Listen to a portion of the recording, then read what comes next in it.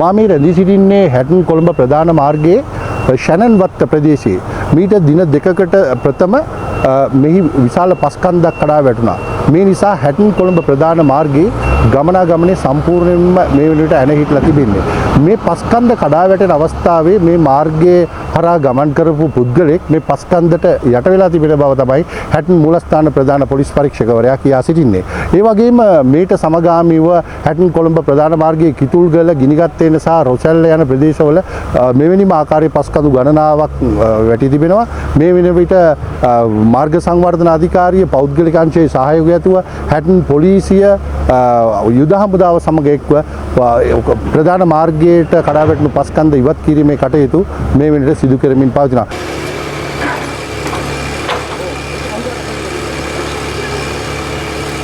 අපිට ඉතුරු වෙලා තියෙන්නේ භගවන්තලා පෙට්‍රසෝ හරහා හැටන් වලට එන මාර්ගය විතරයි. අනික් මාර්ග සියල්ල අවහිර වෙලා තියෙන්නේ. මෙතන මගේ පිටිපස්සෙන් දැනට මේ අපි පවිත්‍ර සුද්ධ කරගෙන ක්ලියර් කරගෙන යන මාර්ගය ගෙනිගත්තේන හරහා මාර්ගය. ඒ මාර්ගය තමයි අපි දැනට මේ පවිත්‍ර කරමින් පවතින්නේ. දැනට දියගල සිට නෝටන් බ්‍රිජ් දක්වා තියෙන මාර්ගයත් අවහිර වෙලා තියෙන්නේ. වාසනාවට කාගේවත් ජීවිත හානි දැනට වාර්තා වෙන්නේ අපිට එක යුද හමුදා නිලධාරියෙක්ගේ මරණයක් සම්බන්ධයෙන් විතරයි. ඒක නෝටන් බ්‍රිජ් ප්‍රදේශයේ සිද්ධ වෙච්ච එකක්. දැනට මේ පිටිපසින් තියෙන මේ අපි දැනට පවිත්‍ර කරගෙන යන ප්‍රදේශයේ එක පුද්ගල අතුරුදන් වීමක් තියෙනවා. දැනට එපමණයි හැටන් කොට්ටාශයට අදාළව පොලිස් අසම් 9කටම අදාළව තියෙන්නේ. මේ වගේ පස්කඳු තව කොළඹ පාරේ කොහෙටද තියෙන්නේ? දැනට දියගල සහ රොසැල්ල කියන මාර්ග දෙකේ මේ ආකාරයෙන්ම පස්කඳු කීපයක් තියෙනවා. දැනට රොසැල්ල මේ ආකාරයෙන්ම ඉවත් කරමින් පවතිනවා. ඊට අතිරේකව දියගල තිබ්බදේ අපි දැනට 50% පමණ ඉවත් කරලා තියෙනවා. කළුගල ඊයේ අපි ඉවත් කරන්න පටන් ගත්තා. ඒක පොල්පිටිය සහ අඹගමුව ප්‍රාදේශීය සභාවේ සියලු දෙනාගේ දායකත්වයෙන් ඒත් එක්කම කෙතුල්ගල ප්‍රදේශවාසීන්ගේ සහයෝගයත් ඇතිව ඒකත් දැනට ඉවත් කිරීමෙන් පවතිනවා. ඒකෙත් 50% ප්‍රමාණයක් විතර දැනට ඉවත් කිරීම කටයුතු වෙලා තියෙනවා. දැන් කවදාවත් මේ පාරේ යටතට ගන්න පුළුවන්. හැකි ඉක්මනින් අපි උත්සාහවන්ත කරනවා මේක කරලා ඉවර කරගන්න.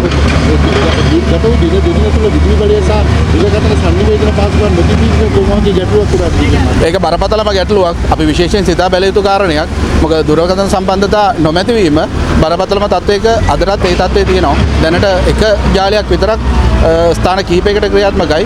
විදුලි බලය සමස්තයක් විදිහට දැනට අක්‍රිය වෙලා තියෙනවා. ඉතින්මත් මේ සඳහා යුද හමුදාවේ සහයෝගය ලබා දෙනවා. අතිවිශාල විදිහට යුද හමුදා සහයෝගය නැතුව අපිට මේක කරගන්න අමාරුයි.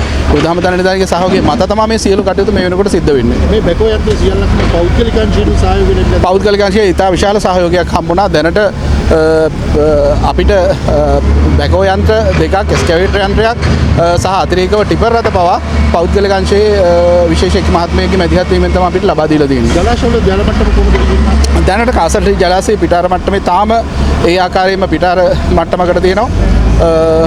මවුස කැලෙත් පිටාර මට්ටමට ආසන්න වෙලා තියෙන දැනට. වෙනත් අපදාවල් කිසිවක් සිද්ධ වෙන්නේ නැහැ. දැනට මේ වෙනකොට විශේෂ නැහැ. ඔය තියෙන ආපදා තත්ත්වයන් විතරයි අපිට හැටන් කොට්ටාශයට අදාළව තියෙන්නේ. මට ජනතාවගෙන් මොනවද කරන්න ඉල්ලීම? කරුණා කරලා මේ ආපදාවක් කියන කාරණේදී කරුණා කරලා මේ ආපදාව බලන්න එන්න ලෑස්ති කරගන්න එපා. පුළුවන් තරම් තමන්ගේ නිවස් වලට වෙලා අර අපි දැනුම් දීම් කරන ආකාරයෙන් ඉන්න මම ජනතාවට විශේෂයෙන්ම ස්තුතිවන්ත වෙනවා හැටන් නගරයේ ආශ්‍රිතව කියන. මොකද අනතුරුදායක ස්ථාන වලින් අපි ඉල්ලීම් කරා ඉවත් වෙන්න කියලා. ඒ ඉවත් වෙච්ච ඒවායි ප්‍රතිඵලයක් විදිහට සමහර තැන්වල අපිට ජීවිත හානි ඉතාම තවම මට්ටමකට කරගන්න පුළුවන්කම ලැබුණා. ඒ හින්දා NBRO එකෙන් ප්‍රාදේශීය සභාවෙන් AG ඔෆිස් වලින් පොලිසියෙන් කරන දැනුම් දීම් සම්බන්ධයෙන් විමසිලිමත්ව ඉන්න. ඒ දැනුම් දීම් වලට අනුගත වෙලා කටයුතු කරන්න. එතකොට අපිට මේ කටයුත්ත කරන්න පුළුවන්. අනවශ්‍ය විදිහට ඉන්ධන ගබඩා කිරීම සඳහා ඉන්ධන ගල් අතර පෝලින් ගහෙන්න එපා. දැනට මේ පළාතේ දැනට මේ සංචාරයන් කරන්න බෑ. එහෙම නැතිකොට නිකන් අනවශ්‍ය විදිහට වාහන වලට ඉන්ධන ගබඩා කරගන්න ලෑස්ති වෙන්න එපා. ඒක අපිට බරපතලම කාරණයක් වෙලා තියෙන්නේ.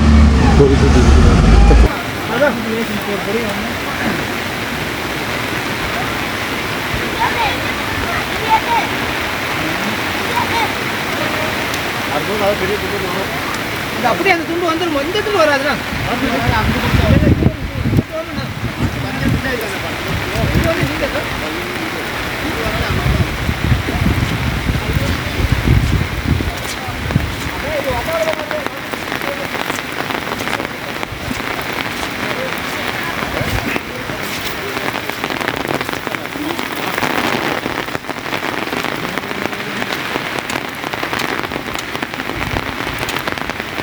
ඕ මණි අයියා මෙහෙට එන්න ඔය පැත්ත වෙනවා අර ඔව් ආවා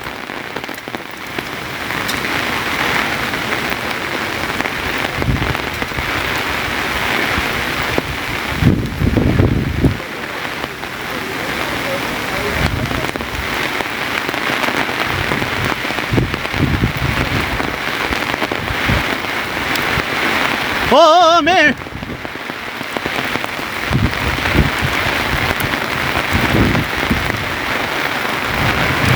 ආ